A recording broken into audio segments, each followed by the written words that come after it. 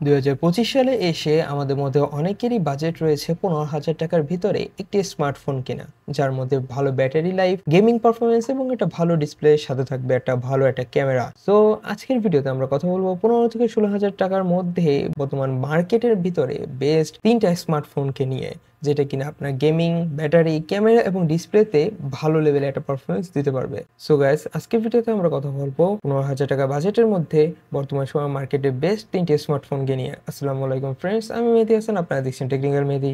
চলুন শুরু করি।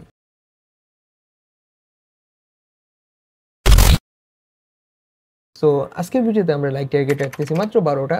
সো অবভিয়াসলি আপনারা কমপ্লিট করে দেবেন, যাতে করে আমরা বুঝতে পারবো যে আপনারা আমাদের চ্যানেলটার সাথে কতটুকু সাপোর্টিভ আছেন। সো আমাদের লিস্টে যে ফার্স্ট ফোনটা রয়েছে সেটা হচ্ছে OnePlus Nord N30 SE। এই ফোনটা ডিসপ্লে সেকশনে দেওয়া হচ্ছে 6.72 ইঞ্চিসে এটি IPS LCD ডিসপ্লে, সাথে থাকছে Android 13 এর সাপোর্ট এবং অপারেটিং সিস্টেম হিসেবে থাকছে Oxygen OS 13.1। চিপসেটে দেওয়া হচ্ছে ফোনটির মিডিয়াটেকের ডিমেনসিটি 6020, যেটি 7 nm তৈরি করে একটি অক্টা প্রসেসর। জিপিএস সেকশনে থাকছে মালি G57MC2। ফোনটি বেস ভ্যারিয়েন্টটি হচ্ছে গিয়ে 4128 GB।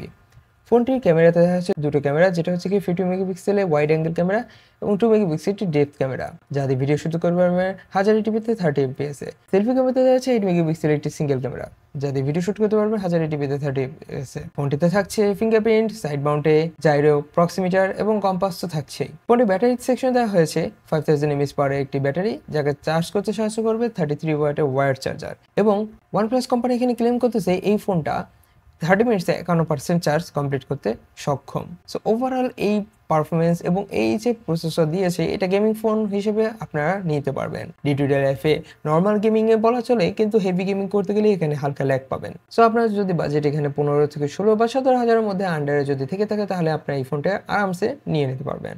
এবং আমরা সকলেই জানি যে OnePlus-এর ক্যামেরা কতটুকু বেস্ট কোয়ালিটি দিয়ে থাকে। আমাদের লিস্টের সেকেন্ড ফোনটা হচ্ছে গিয়ে Honor X6B। এই ফোনটি ডিসপ্লেতে দেওয়া হয়েছে 6.56 ইঞ্চিস একটি TFT LCD 90Hz ডিসপ্লে, যার স্ক্রিন টু বডি হিসেবে থাকতেছে 20:9। ফোনটি চিপসেটে দেওয়া হয়েছে মিডিয়াটেকের Helio G85, যেটি 12 nm তৈরি করে একটি অক্টা প্রসেসর, এবং জিপিএস সেকশনে দেওয়া হয়েছে মালি G52MC2। পাওয়া যাবে কয়েকটা ভেরিয়েন্টে, 4128, 6128, 8128, 4256, 6256, এবং বেস ভেরিয়েন্টের দামই হচ্ছে কি আপনার 17,000-এর মধ্যে রয়েছে। ফোনটি রেয়ারে ক্যামেরা দেওয়া হয়েছে দুটো ক্যামেরা, যেটার মধ্যে একটি হচ্ছে 50 মেগাপিক্সেল এবং আরেকটি হচ্ছে 2 মেগাপিক্সেল, যা দিয়ে ভিডিও শুট করতে পারবেন 1080pতে 30 fps এ।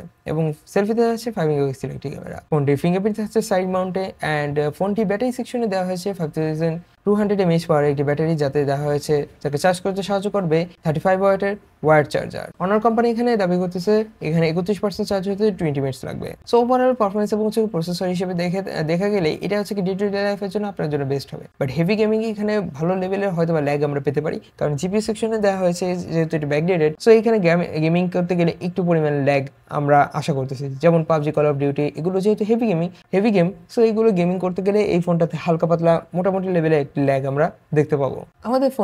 আমাদের লিস্টের থার্ড ফোনটি হচ্ছে কি Vivo Y18। এই ফোনটি ডিসপ্লে সেকশনে দেওয়া হয়েছে 6.56 ইঞ্চি এটি IPS LCD ডিসপ্লে, যেটি হচ্ছে 90Hz 6.56 ইঞ্চির এটি 90Hz IPS LCD ডিসপ্লে, যাতে থাকছে যার স্ক্রিন টু বডি হিসেবে থাকছে 20:9। সাপোর্টিভ অ্যান্ড্রয়েড সাপোর্ট হিসেবে থাকছে 14, এবং হচ্ছে অপারেটিং সিস্টেম হিসেবে থাকছে Fantos 14। ফোনটি চিপসেটে দেওয়া হয়েছে মিডিয়াটেকের Helio G85, যেটি 12 nm তৈরি করে একটি অক্টা কোর প্রসেসর।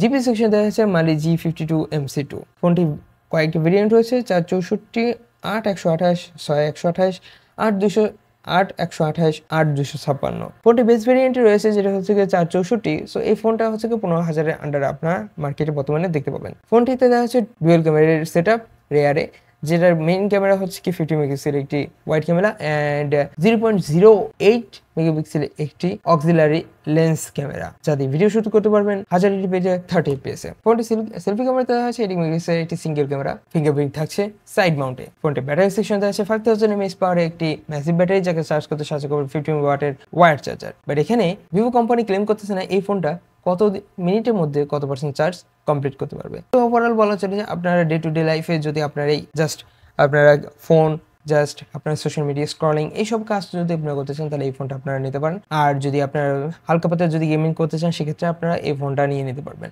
বাট ভারী গেমিং এর ক্ষেত্রে এই ফোনটা আমি বলব যে না সাজেস্ট করাই ভালো। কারণ হচ্ছে গিয়ে আপনার 15,000 ডে টু ডে লাইফে ইউজ করার জন্য আপনার ফোনটা নেবেন। এটা গেমিং ফোন কখনোই এই লিস্টে পড়বে না। আপনার বাজেট যদি 15,000 হয়ে থাকে এবং আপনি যদি এখন বর্তমানে একটা স্মার্টফোন কিনতে চান তাহলে এই ৩টার মধ্যে কোন ফোনটা আপনি নিবেন তাহলে অবভিয়াসলি আপনারা কমেন্ট বক্সে আমাকে জানিয়ে দেবেন। বিকজ আপনাদের কমেন্টগুলো আমার সবথেকে বেশি ইম্পোর্টেন্ট হয়ে থাকেন। ভিডিওটা ভালো লাগলে লাইক, কমেন্ট, শেয়ার এবং চ্যানেলটা সাবস্ক্রাইব করে পাশে থেকে বেল আইকনটি ইনেবল করে দেবেন। আসসালামু আলাইকুম ওয়া রাহমাতুল্লাহি ওয়া বারাকাতুহু।